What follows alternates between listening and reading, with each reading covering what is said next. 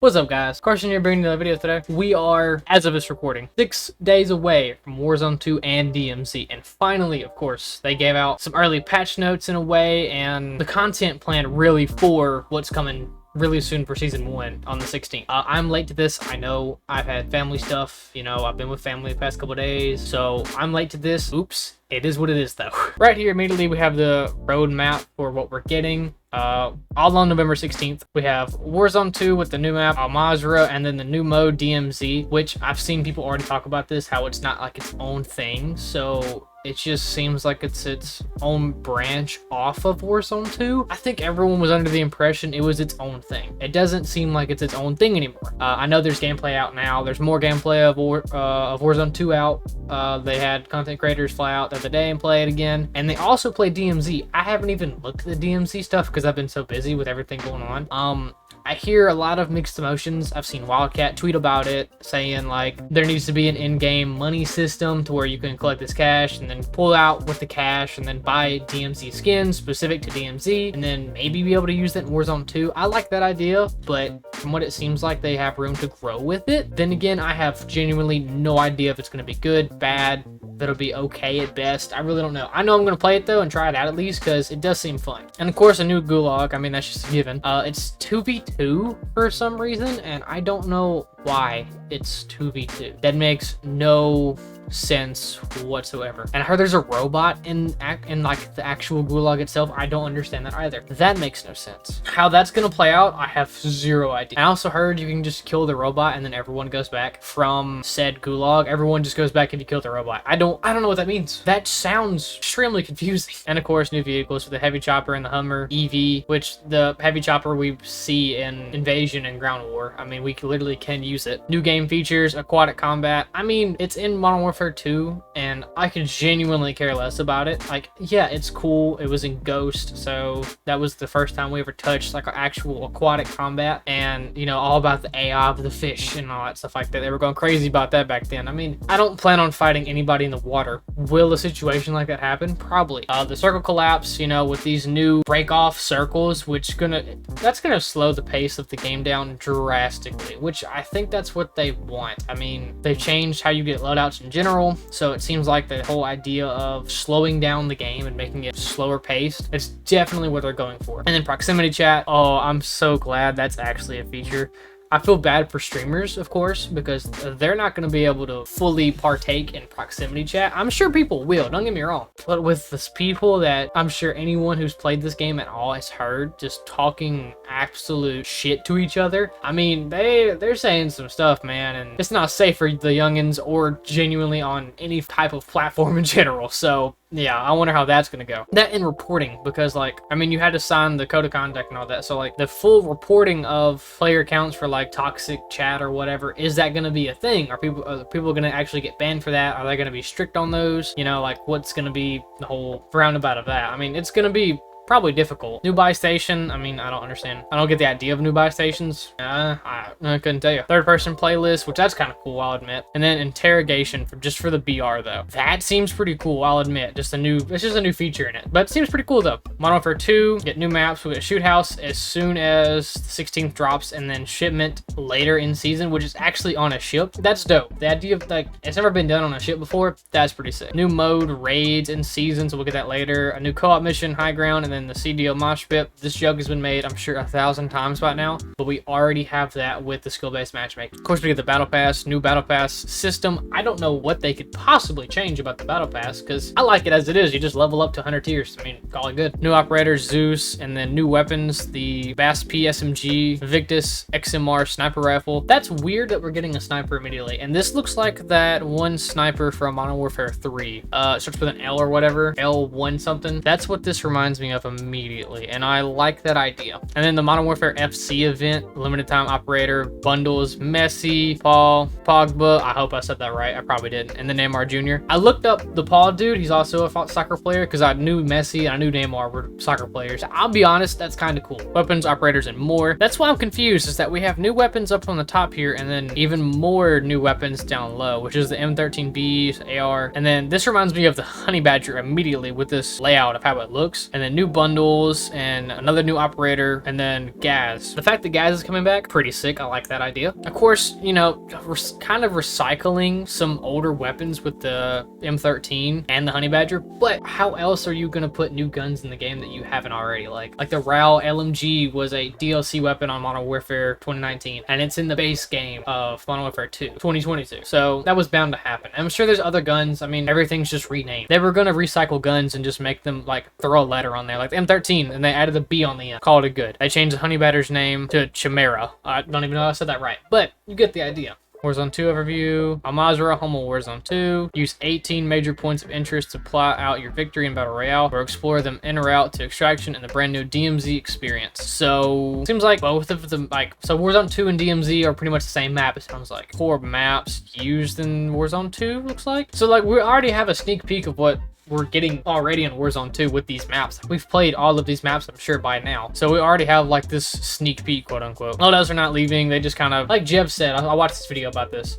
They met in the middle. There are shops. Players can use the in-match cash at shops. New name for the buy station. Purchase their primary weapon from their created loadouts. That's pretty cool. Loadout drop public event. Loadout drops will drop into Al-Mazrah in the middle of Battle Royale matches. However, these are not limited or assigned to individual squads, but instead can be accessed by any player. So you see a drop, everyone can get it. So just essentially get ready for a giant gunfight. Strongholds and black sites. Players can also earn their loadout in the early game as a reward for cleaning a stronghold or a black site. So you get 3 options essentially to get a loadout in a way. Shops, you can buy your primary weapon, so if you just get enough cash off spawn really quick, boom, grab your primary weapon, and at least you have a really good weapon off spawn and you're good to go for a while until either the loadout drops in from the public event, or you could take your decked out M4, Scar, or whatever to a stronghold or a black site and then clean that up and then get the rest of the loadout, which is pretty cool because then you can just make a ghost loadout. If the perks work differently, I don't know how they're going to work. I don't know if you're going to actually have perks in general or how that's going to work really, but I mean, this opens up how to play the game really. This gives you more options than just get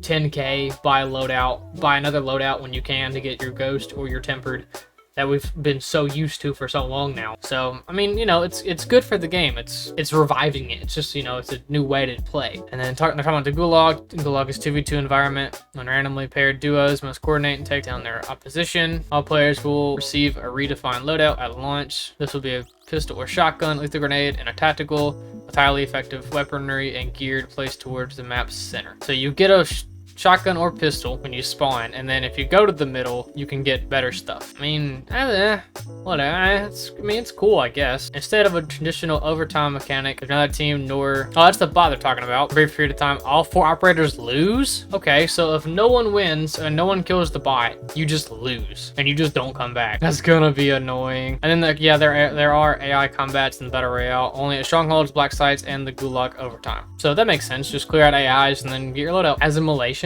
I probably said that wrong, but squad-based DMZ modes, as well as special Battle Royale playlists. You can join the enemy operators to form a larger squad. So, like, could you do, like, 8-man DMZ modes? Is that a thing? Like, a full 8-man just stacked in DMZ and using proximity chat the whole time, too. And interrogation, squad modes, entails everything. Reveal enemy locations by successfully shaking down player-controlled enemies while they're down. And then talks about the Hummer and all that stuff like that. No one fully cares about the aquatic combat, I'll be honest. I mean, I don't plan on getting in a boat because, as you can see, these buildings right here, you get caught lacking in this boat, you're getting lit up by the whole team. And if it's a squad of 4 up there and there's 4 people in the same boat, everyone's dead. Like, you can't, and if you jump in the water, you got to come up for air eventually. So, like, people, yeah, I'm avoiding this in general. The shops, the buy station 2.0. For everything, they just slap in 2.0 on everything at this point. Each buy station contains a unique set of items for purchase in limited quantity, including kill streaks, armor plates, and more. You can see these offerings and buyback fallen squad mates within an interface. A new interface too. In a traditional Warzone mode, Battle Royale, solos, duos, trios, and squads, Warzone 2 will launch with a brand new experience known as DMZ. It's an open world, narrative-focused extraction mode where operator squads have free reign to complete faction-based missions, take on additional side objectives, engage with enemy operators or AI combats, and search for valuable items, all while fighting for survival towards exfiltration. I mean, that's pretty cool. I mean, it's just Tarkov Call of Duty edition, but it does sound kind of cool though, and in all honesty. So this is what's wild, is that the fact that they're actually shutting down Warzone servers, like Warzone Caldera. They're shutting those down for Warzone 2's launch. So Warzone 2 has a better, smoother launch. Now, I doubt the servers are going to go well when Warzone 2 launches. I honestly doubt it. Like, genuinely, it's not going to go well. There's going to be some server crashes. There's going to be some issues. There are going to be some hiccups. Probably a lot. Approximately 8 a.m. November 16th, Warzone servers will temporarily go offline. How long will they go offline for? Because because it says 10 a.m. approximately, Warzone 2 will be released as part of Modern Warfare 2 Season 1, which you can play Warzone 2 for free, of course. They're not going to charge anything extra for that. And DMZ will be free too. And then Modern Warfare 2 overview, we got Shoot House and Shipment. They're returning. The Open CDL Mosh Pit, whatever. New Special Ops missions, Raid 1 and Season 1. So we'll get this at launch. So we'll have a full playlist for this, and I'm very okay with that because I'll be playing it. I didn't love Shoot House. I liked it. It's not bad. Don't get me wrong. I like Shipment more, and I want this. This should be on release instead of Shoot House. I think we should flip it really quick and we'll be fine. That's totally okay with me. And like Jeff said, this looks like more of the traditional Shipment because of this little crevice right here. Because there's also another crevice on the other side of this. So this looks like traditional Shipment because you can't get up on these side crates anymore like you could in Modern Warfare 2019. And Vanguard Shipment was a lot different too. I mean, everything could break and stuff, and you can get on top of all of these crates up top. So, and it's also, like I said, it's on the ship, which is stupidly cool. I like the idea of that. Just skill-based matchmaking pubs, just with a rank on it finally, I guess. So, cool, whatever. Spec Ops missions, raids come into Season 1, which this is also just continuing the Modern Warfare 2 campaign. I mean, it's kind of cool. Like, the idea of it's cool. And then Tier 1 and Combat Record. The Tier 1 playlist will be available starting Season 1. That's just hardcore. They're just calling it Tier 1 for some reason. Why? I couldn't tell you. And Combat Records are finally coming back too, which why didn't they just launch whenever the game launched? That's just, I don't know, that's really weird to me. I feel like this is the first guy I would where it launched where I was like, oh, I can't check my KD. And then introducing a new battle pass. See, I'm about to say, what's so new with this? Like, what's new about it? Season 1, we're introducing a brand new iteration of the battle pass with a host of innovations. Players will have more choices and more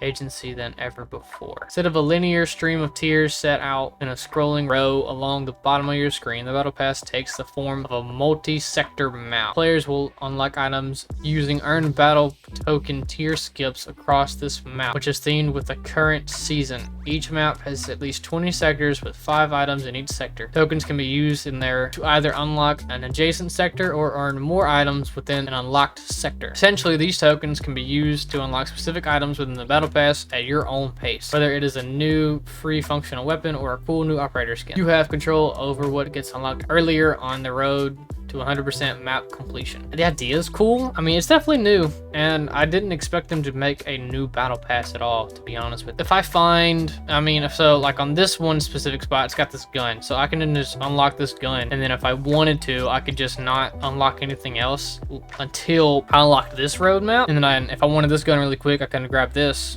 and then start collecting everything else on those certain sectors or whatever. I mean, if that's how that works, okay. I mean, the idea of that's kind of cool. And the sniper, it'll be free in the battle pass. It's a 50 cal BMG. Still looks like that one sniper from MW3. I'm still gonna say that. And this SMG, also in the battle pass. It's the Chimera assault rifle. This is a honey badger. I'm gonna call it the honey badger. Store bundle or weapon unlock challenge. That's fair. And then the M13, same thing. Store bundle or weapon unlock challenge. 6 new operators. That comes to the battle pass. Callus, no idea. The gas mid-season, and then the other 3 you can buy. Prestige mode. Okay, now I saw this earlier, so this seems pretty cool. So it's kind of like an old prestige system, but it's not. Because the old prestige system, you would just like reset your rank and reset everything you were doing. So like any camos you had, everything just reset. So you had to unlock everything again. But instead, they gave us kind of like a prestige system to where once you reach level 100, you go to prestige 3 at 101. And when you get to level 151, you start prestige 4, and it just keeps going. I mean, all in all, there's a lot of stuff packed in this, that's for sure. Will it be good? I think it will. I think this is a good step forward for Call of Duty. I think with the new map, new Warzone, and new DMZ, I think everything will go pretty good. Now, glitchiness and bugs, I think will be all over the place. DMZ, on Warzone, there's going to be some DMZ glitches, I'm sure, but everything does honestly look really cool. And it's, I mean, they've got to make this game last for 2 years. They've got to plan this stuff really well for us. I mean, we need consistent content like this so no one gets bored, and they know that. So they know they actually have to pay a lot of attention to Warzone, to DMZ, to Modern Warfare 2. They need to pay attention a lot. They can't just half-ass anything anymore. Not like they used to. I mean, Vanguard, they just gave up at the end of the year. And it wasn't even the end of the year yet. It was like 4 or 5 months out. They were just like, yep, we're done. But all in all, I think everything's going to go well. About as well as it can. I like Modern Warfare 2. Warzone 2 with friends will be fun, and DMZ seems also kind of cool. So let's hope for the best.